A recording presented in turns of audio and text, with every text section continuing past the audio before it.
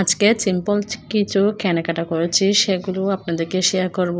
আসলে কিছুদিন অসুস্থ ছিলাম, টানা 2-3 সপ্তাহ। একটু সুস্থ হওয়ার পরে আমার মেয়ে বায়না ধরেছিল কেকের, বাসায় যাতে কেক বানাতে পারি। এর জন্য কিছু জিনিস কেনার জন্য, কেকের প্রাথমিক যে জিনিসগুলো লাগে কিন্তু কিনবো বলে কেনা হয় না।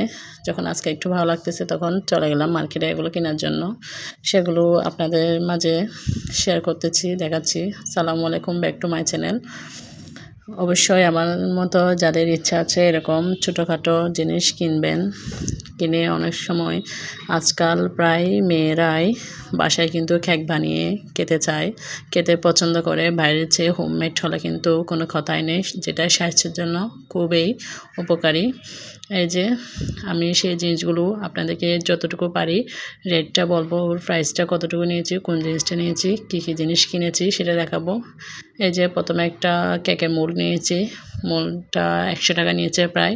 এরপর নিয়েছি মিক্স করার জন্য মিক্সিং বল, এটাও 100 টাকা প্রাইস। 120 টাকা বলছে, আমি 100 টাকা দিয়ে নিয়েছি।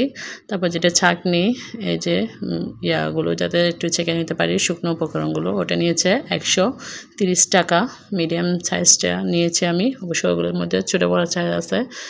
এরপরে নিয়েছি আপনার, এটা হচ্ছে টার্নিং টেবিল, যেটাতে কেক রেখে কেকটা টার্নিং করে কেক ফিনিশিংটা সুন্দর করে দেওয়া যায়।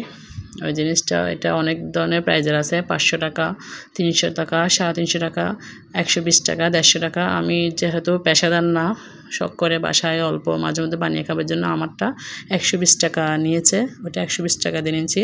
তারপর নিয়েছি রাইপিং পেপার, এটা নিয়েছে আপনার 200 নাকি 250 টাকা, একদম শিওরলি আমার মনে নাই, 250 টাকা নিয়েছে এটা।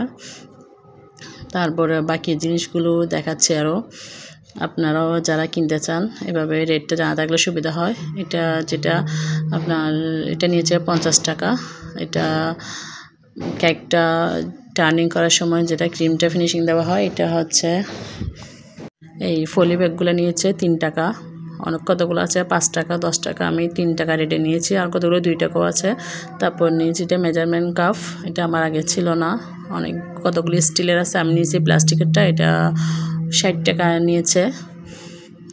এরপরে নিয়েছি আপনার যাতে কেকের উপরে একটু ডেকোরেট করতে পারি, ডেকোরেশন করার জন্য কেকের উপরে জিনিস, এটা 25 গ্রাম করে 50 গ্রাম নিয়েছি, দুইটা মিক্স করে 50 গ্রামের দাম নিয়েছে আপনার 60 নাকি 70 টাকা। তারপর নিয়েছি একটা কালার নিয়েছি, বাকি কালার কয়েকটা কালার আমার বাসায় আছে আগে থেকে, এর জন্য কালারটা নিয়েছে আপনার 80 টাকা নাকি 70 টাকা।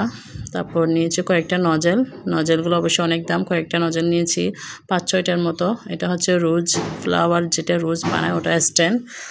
নজেলগুলো নিয়েছি 5টা নাকি 6টার মতো নজেল নিয়েছি, ওগুলো আপনার 250 টাকার মতো। একটা নজল 40 টাকা করে নিয়েছে, আর একটা ছোটো ছিল মেবি, ওটা 30 টাকা।